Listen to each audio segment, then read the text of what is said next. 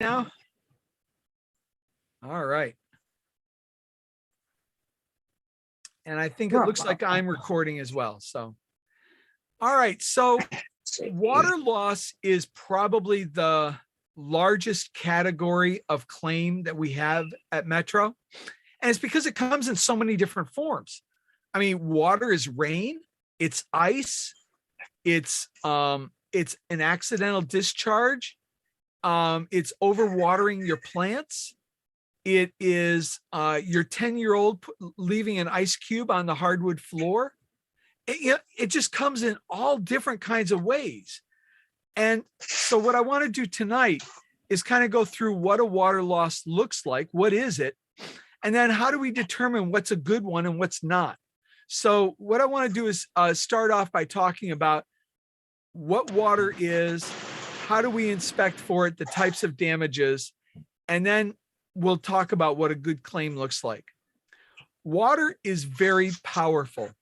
When it's just in a droplet form, you don't realize what it can do, but it is the most precious resource on Earth. It's about 70% of the Earth's surface, so it's all over the place. And with rain accounting for, that's water that comes up out of the ocean and out of the lakes, but it will dissolve materials. I mean, you look at the Grand Canyon, that was made out of water. Water cut that canyon. It wasn't anything else. You look at what water can do, it's crazy. And it's one of the only natural substances that has all three categories of substance: liquid, solid, and gas. Also, water is the largest carrier of pathogens in the world, which carry disease and all kinds of other stuff. It's actually the primary cause of damage in the worst catastrophes. The hurricanes are just huge. Typhoons, you've got tidal waves, you've got all kinds of different, natural catastrophes that occur primarily because of water. Water can enter a structure in so many different ways. If you have seen a little pinhole in a window, the pressure difference, the air pressure difference between the outside of the house and the inside of the house is oftentimes enough to suck that water from the outside of the house through that pinhole into the interior and cause damage to the walls and the paint. It can come in through freezing. That's what's an ice dam, is what that refers to. Improper maintenance. If you don't hang a door properly or you don't close a window properly, plumbing fixture failures. And then, of course, there's wear and tear that'll cause water to come in as well. But when water does enter a home, it also then will have microbial growth. So you'll end up with bacterial presence in the house, which can cause subsequent or secondary problems in the home, both for the home as well as for the occupants. So when we deal with water, there's a level of safety that we have to sometimes. Please make sure you're muted, Tanya. There's levels of safety that we have to take concern with. There's a lot of risk, levels of contamination. If there's live electrical wires, the water is a conductor. Microbial contamination, temperatures. I was down in El Salvador in January, and it was amazing, the volcanic waters, how hot they were. It was incredible. But when you have you can have some significant temperature deviation in water and it still be in that water state. Odors are not so much of a risk for the most part, but chemical waste gets carried by water. And so you do have to do PPE. You got to have protective personal equipment when dealing with water that's been standing for any period of time. The first 24 hours are critical. When you have a water loss that's significant, that first 24 hours requires mitigation. The tools that we use for our inspection are typically the flashlight and camera. Now, on top of that, once water has started working into the building materials, we will also use a moisture meter, and oftentimes an adjuster will use a thermal camera. So those are two additional tools that we use to identify where water has spread to and the level of contamination that water has had into the house. So when you're looking at what's wet, you can't just look at where the water source is. And by the way, that is critical that you identify what that water source is, because that's going to be the coverage. Without a source on the water, it becomes an all risk claim. And at that point, we lose a lot of value in the claim as far as personal property and other things. So when you're looking at what's wet, you have to do a 360. You have to look up, you have to look down, and you got to look around because water not only will go down, it will actually up the walls. And so just like wax on a candle wick goes up the wick, water goes up drywall. And so that drywall may need to be replaced. And that's why we bring in mitigation companies. So there's three different kinds of damage that occurs with water. You've got pre-existing or things that are not covered by your insurance, which is hard living, pets, and neglect. Those are not covered by insurance. Hard living and neglect are pretty similar things. Pets, a lot of people ask me why pets aren't included in the insurance. And it's actually a pretty simple reason. Insurance typically covers accidental and sudden activities. Well, you didn't by accident have a pet in your home. That was pretty well planned out. So the pet is not covered by your insurance. Primary coverage or primary damage is direct damage. In other words, where the actual damage has occurred. So for example, if you have a sump pump failure, then the primary damage is to the floor in the basement or into that crawl space, and perhaps the walls that touched it or anything else that was sitting on that floor. That would be direct damage. Secondary damage would be the wicking of that water up the walls. It would also be the water through gravity going through the floor into the ceiling or into another room below where the damage occurred. So that's where you end up with some structural integrity problems. You've got to identify the scope of the loss. In other words, the direct primary area sometimes is pretty self-evident as to where the damage occurs. The secondary is not as easily identified. That's where you really need the moisture meter and the thermal imaging, because that's going to really identify how far that water damage has gone in the structure. There are three categories of water. The first is called clean water. This is water that you would drink. That's probably the easiest way of explaining it. Supply lines, clean tub water you would drink. You might not want to, but in a pinch, you're going to do it. Overflows where there's been no contamination. Those things require drying only typically. If it's within the first several hours, it won't give the water enough time to cause secondary damage. And so drying will oftentimes take care of that problem. The second category of water is where there is some chemical, biological, or physical contamination. So this is where a toilet bowl overflows, maybe with urine, maybe just, clean, but that's still a level 2 or category 2 water. A dishwasher, something that's got soap in it, is going to be considered a category 2 damage. So these things are going to require some kind of cleaning prior to the drying. So there's not just the drying now, there's also cleaning that's involved in it. The third, and the probably the one that we most often get called in on, is where it's grossly unsanitary. This is a toilet discharge beyond the toilet trap. In other words, where you've got poop involved, you've got it's got biologicals in it. You have a sewage or a septic tank over a backup, a sump pump water flood, flood water, also water that has gone through building materials. So let's say we have a toilet discharge on the second floor. The damage on the first floor is category 3 water. Why?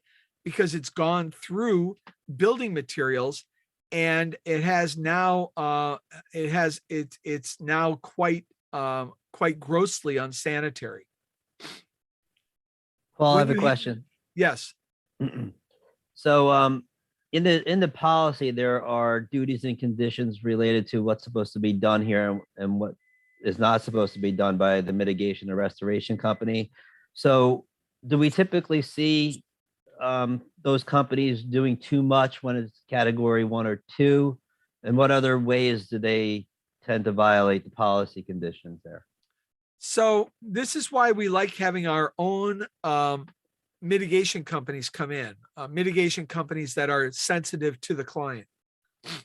These are companies that are not going to typically overextend their services.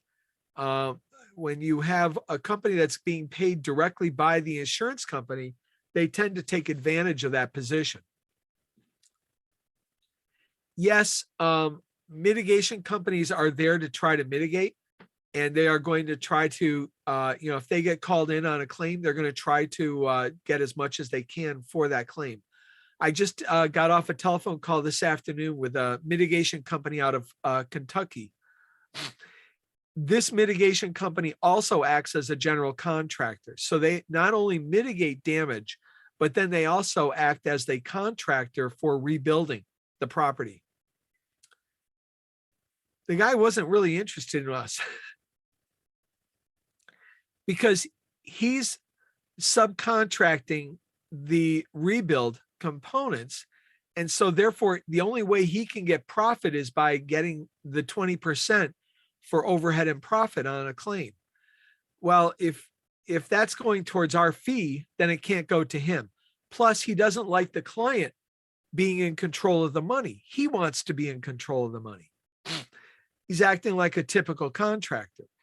So we have to work with people that understand that the client is actually has a right to control the money. And all of the mitigation companies that we work with, like CPR, et cetera, they all understand that the client has the right and they have a contract with the client. So the client controls the money and will pay out to the mitigation company. And the mitigation company in those cases typically doesn't overextend. But yeah, that is a problem, Mike. And you've got to watch it, and you got to be sensitive to what the mitigation company wants to do. And sometimes you got to push back. Mold. Do you know in most policies, mold is not covered? Mold is only covered if it is the result of an insurable loss. And a lot of times the insurance company will try to get out of having mold being covered by telling you that if mold is being covered, then it wasn't a sudden accidental event, that it's something that that occurred over time and therefore is wear and tear. Here's another little tidbit. We keep talking about sudden and accidental, but here's something that you should be aware of. And again, this is I would not necessarily tell this to a client, okay? But I think it's important that you know this. I don't know of an insurance policy that has the words sudden and accidental in it.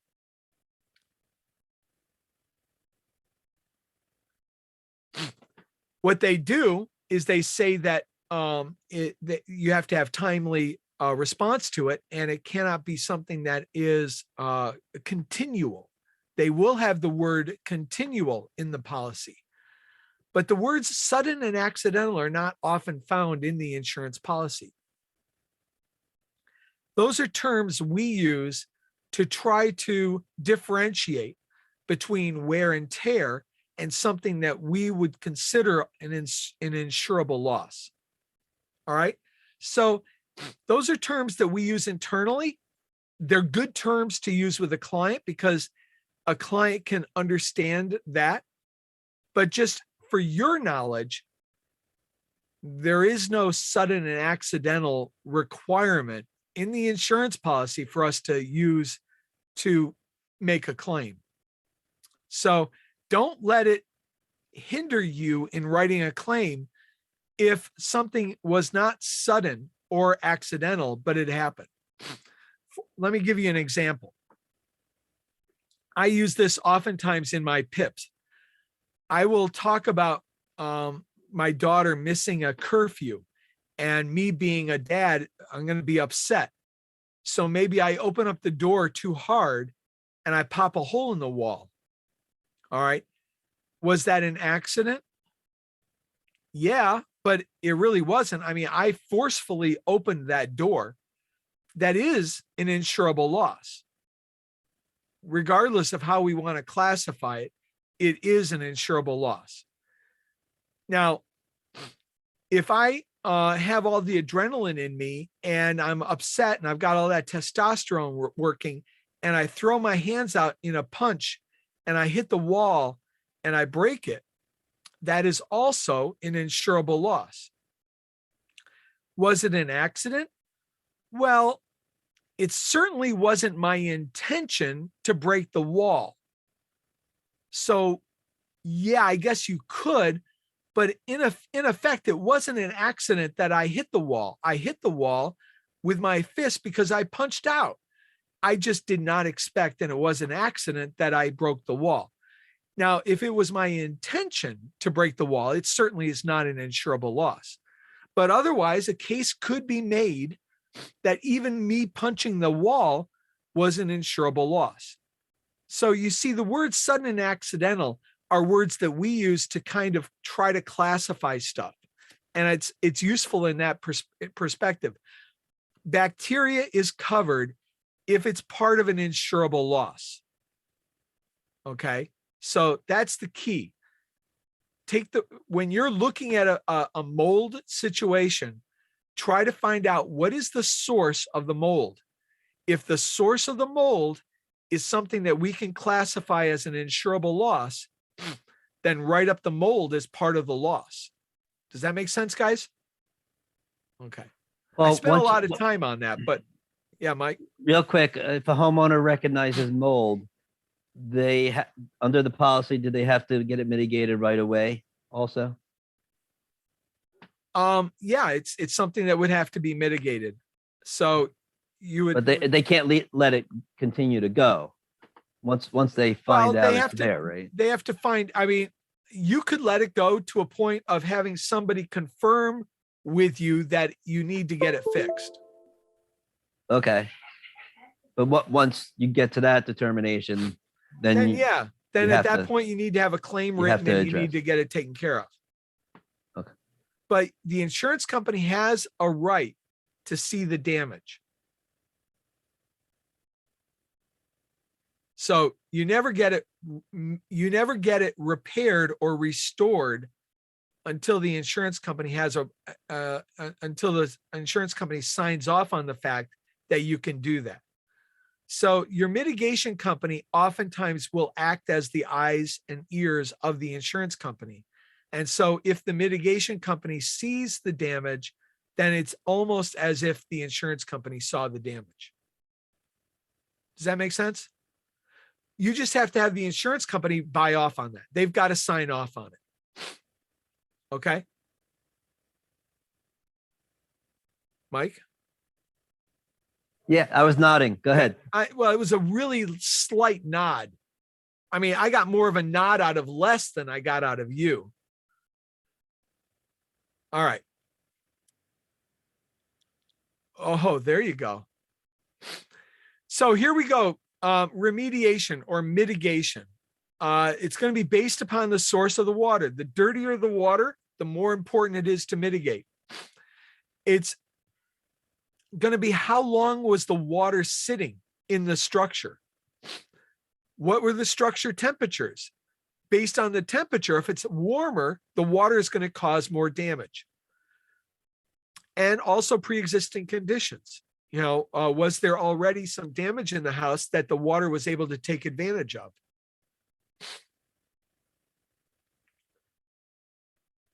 So this is a science. I had no idea what was involved in drying a home. By the way, I've gotten myself all stuffed up and I don't know how it just happened. So I apologize for my voice. If you dry a room too quickly, the walls will actually collapse. You can actually cause more damage by trying to fix the room too quickly than the damage would have occurred if it had not been dealt with at all. It can be substantial. The reason for this is that water acts the same way that smoke does. Now, smoke, for those of you who have had some kind of class on that, smoke is hot, and so it seeks its opposite. So it is not going to be found in the mantle of the fireplace. It's going to be found in the corners of the room where there is no insulation, and so the walls are going to be colder. That's where the smoke is going to go. The same principle holds true with water. Water seeks dryness. Okay? So if you dry the center of the room and the walls are wet, what's going to happen is the water is going to try to push into the room. So when you see water bubbles beneath the paint on a wall, it's because the water has been pushed, has pulled itself out from the wall and has tried to get into the dryness of the room. Okay, that's what causes the water bubbles. Did anybody know that beforehand or no? No? So this is good information. So if you dry a room really quickly, the water will have enough power that it will break through the paint and actually will bring the wall down. It's actually strong enough to bring a whole house down if it's dried too quickly. So temperature control is critical and dehumidification is critical. And that's what mitigation companies are trained to do. A homeowner doesn't know how to do this on their own. They may think all I have to do is bring in a couple of fans and blow dry air into the room and it'll dry the room. No. You could actually do some significant damage to the house. You could actually make that house unlivable. It might have to be torn down if the water was that significant in the house. So having a mitigation company come in is critical when you have significant water in the house. So the first 24 hours are critical. You want to get that water out of the house as quick as possible. You want to be able to inspect to know how far and what the scope as far as water damage. You need to know what kind of water damage has occurred so that you know whether or not mitigation is required and the extent of the mitigation. And then you need to understand the principles of drying so that you don't create more problems in your effort to reduce the chances of additional problems. So let's look at some examples. This is a home in Kentucky. That toilet overflowed. And this is the bathroom floor that you see there on that upper left-hand picture. You can see from the flashlight that the floor has decompressed on the edges. Okay. That is water damage that requires this floor to be replaced. Now, what I show up above there is that this floor is continuous into other rooms. That makes this a very, very good claim. Okay. And as it says, I got about $12,000 for this claim. Any questions about what you're seeing? Does everybody see the damage? Does everybody understand how to ask a client to put a flashlight down so that you can get a good picture of the damage? Notice that the flashlight is perpendicular to the flooring pattern. The floors go left to right. I have the flashlight going up and down. That way I can more clearly see the damage. You can see the damage here as well. Okay. This is a much better picture. Yes, Mike. I was asking you a question. Oh, Richard. Yes. Wasn't me. Yeah. Go ahead, Richard. For a floor like this, say it's a laminate floor, and you have the same kind of stairs going up, do you get the stairs covered with it? How good of a salesman are you? Not very good. I'm looking for a reason. Richard, you got to get better. Yeah, I know, because upstairs has laminate floor also. Richard, was there any damage that continued from the floor down to some of the risers? That's the part you step on the step. Actually, the way I would end up doing that is line of sight. If the stairs are line of sight to where you are already going to have to replace floor, you might be able to get it. That's a good question for Aaron. I'll be asking him tomorrow, because I actually have something like that. But line of sight, that's good. Thanks. But you're not going to always get it. I'm just going to let you know, you're not going to always get the stairs, but you should get all the continuous floor. Okay. All right. Thanks.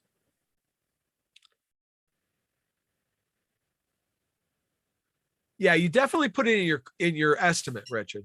Okay, I will. Especially if it's my claim. Okay. Okay. All right. Any other questions about this? Does everybody understand how to, Wayne, how would you, if I was your client and I'm there on site, and you're looking at me through your Zoom meeting, how are you going to tell me how are you going to tell me to use my flashlight so you can see whether or not there's some damage on this floor? Well, I would tell them to put it like the base of it closest to me, or whatever, where the beam would be, I guess, facing or in front of the damaged wood. Good. But that, like I said, I guess doing it through Zoom is gonna be tough to. All right, so let me have one of my more seasoned people tell me. Les, tell me how you would describe this to a client so that you could see this damage. Sure. I'd first make sure they have a flashlight that's over 1,000 luminous, if that's possible, if they have it. And then just I would a flashlight at this point. You know, the homeowner's not going to know what their lumens are. Well, the stronger the flashlight, the better. There you go. That's a good way of saying it. Good.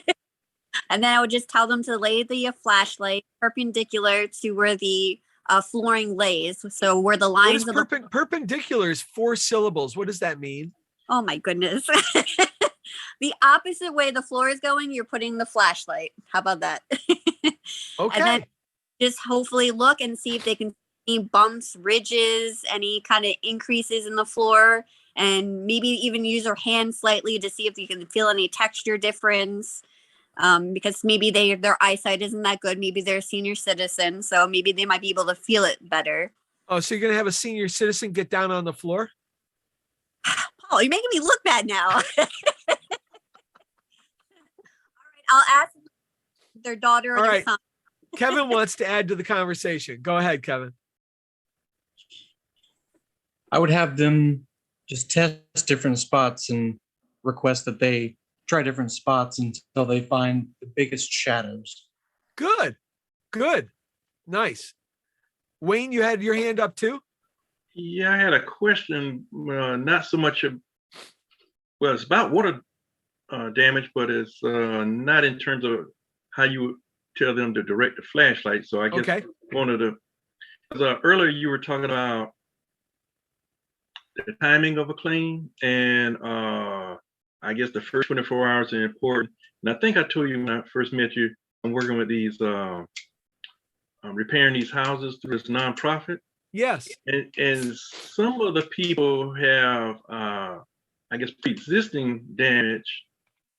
So I'm not quite sure how you go about,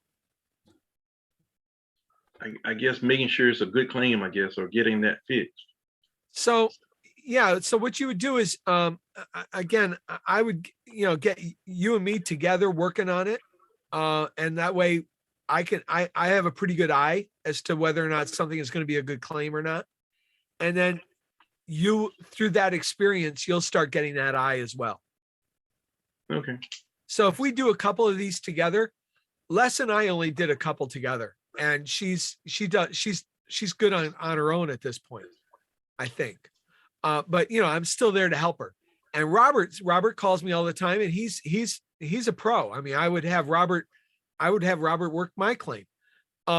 So I would fully trust Robert in identifying damage. So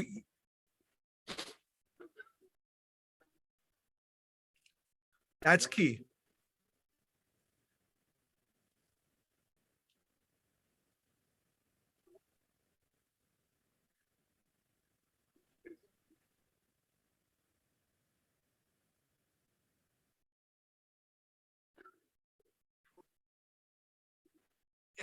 And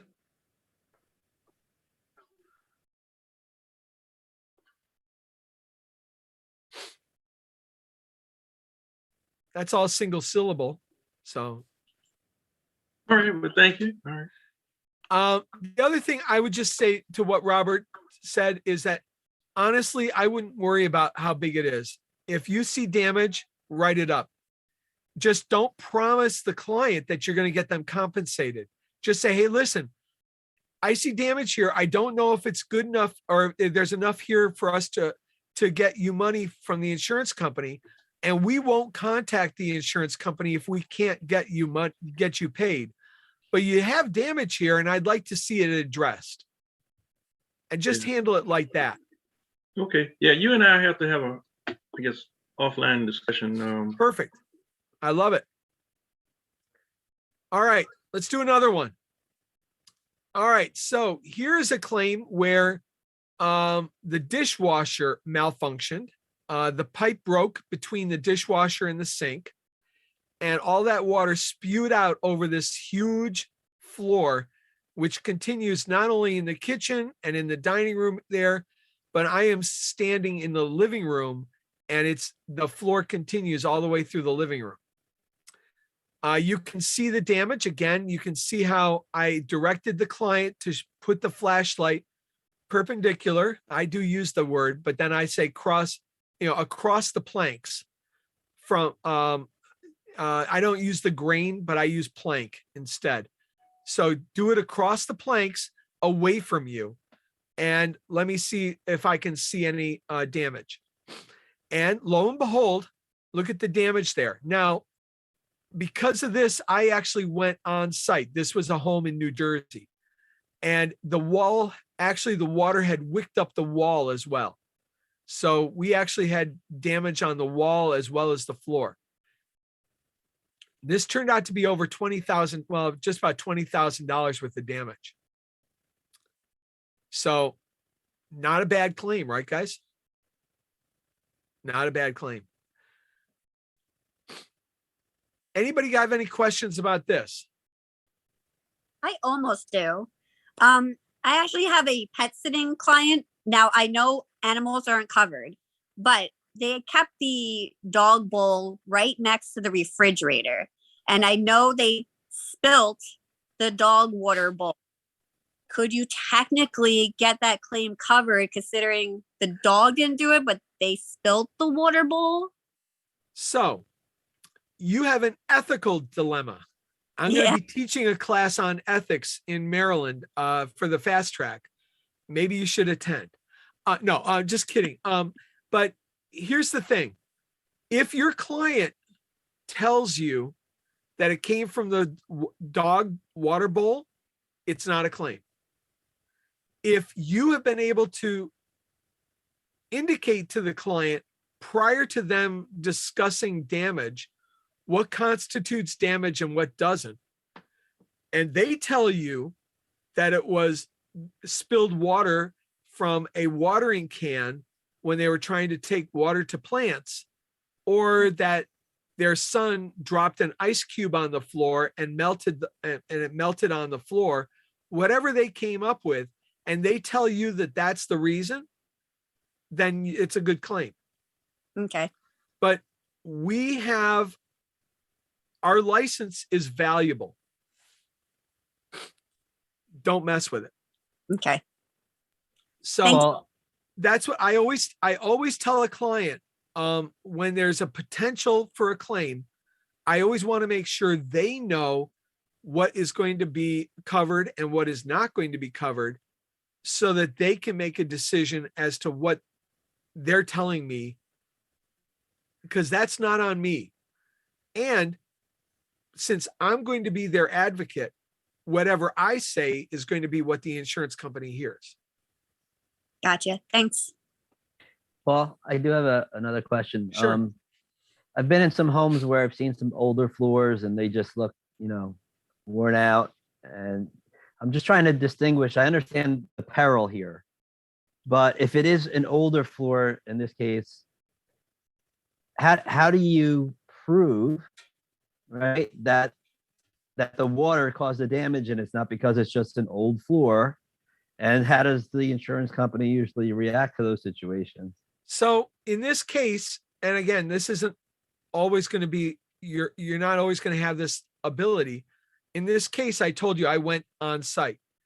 And so I actually have pictures with a water meter, with a moisture meter. So I can show them that there's active water currently on that floor and in that wall. Okay.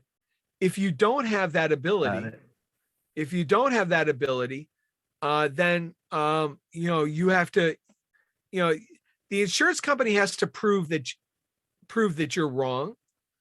So if you tell them that this is how it happened, they would have to come up with some reason not to believe you. Right. I'm not so much arguing the peril as much as if it's an older floor, can they point to it and say, well, No, they can't. If you tell them this is what caused it, then that's what caused it, unless they can prove you otherwise. Okay. Got it.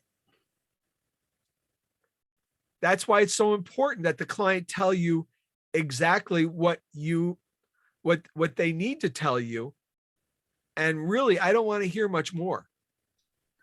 Paul, can you give examples of where the client talked too much? Yeah. I just did a claim. I have a claim. Let me see if I can, you're going to have me go out. We don't have a lot of time, but I'm going to do this. Can I get 2 seconds to tell you my story with something Sure, like you that? can tell while I'm doing this, you can tell your story. Okay, so I went and did a PCR for this person. And like Mike was saying, there were some issues on some parts of the floor. And I told her that it wouldn't be covered. But what I did tell her at the end of the PCR was, in case something else happens, before you even call me, take your phone out and do a video or take some pictures. Lo and behold, 3 weeks later, the lady calls me. There's a pipe broken upstairs and it's dropping right on our wood floor. What do you think is gonna happen? I'm writing up that claim. So let me show you this. All right, so this is a picture of this woman's ceiling in her bathroom. You can see the shower curtain here, right? Can you see that or no? And this is the water damage here. Now, this is the house. Was that a thermal picture? Yes. Yep. So here's the damage that with the real camera. Here's what you can see. This is what the camera was showing you before. This is where that moisture was. All right. So we have all this moisture in the bathroom. Where did it come from? Well, it's a single family or a single story roof or building. So let me get to where. Okay. So here's the roof. There was this. Around the boot. I'm sorry. That's the boot, the exhaust. Yeah. You know. So the flashing around this.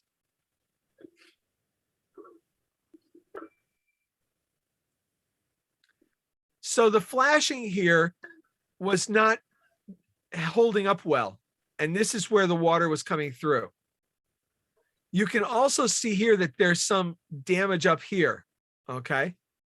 So I wrote this up and I was going to get her a new metal roof, new flashing, and the interior fixed. So while the adjuster is talking to me or to her, the adjuster asks me, he goes, so Paul, that flashing there, it looks like it looks like it's been corroded for some time. And rather than letting me answer, she goes, oh yeah, it's been about 2 years.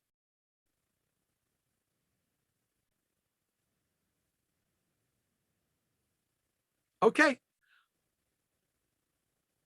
So the claim went from being worth about $4,000 or $5,000 to just a little bit above her deductible. I walked away.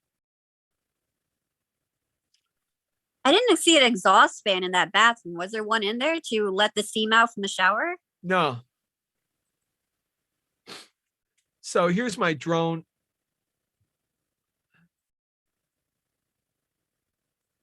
See, the guy was working off of the fact that there's all this excess tar. And that's where he came in. But this is where the damage was occurring. Yeah. So yes, that's an example of where a client has talked too much.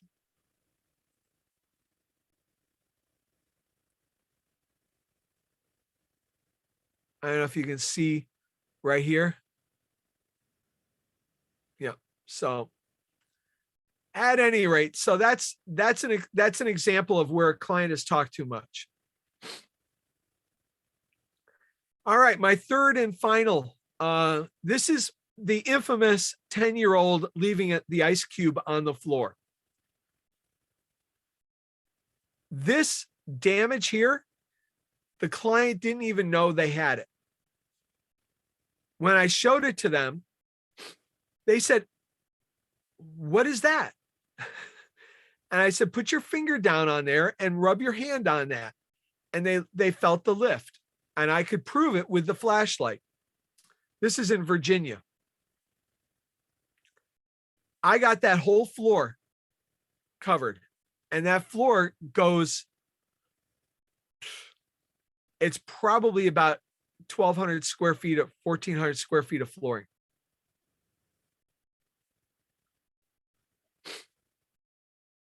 This is one of those instances where the client stayed quiet and let me do my job. And I was actually the adjuster on this claim. So I actually got the client paid and I got 50% of our fee on this. So the fee was about $6,000. So I earned about $3,000 on this one because of that little thing there.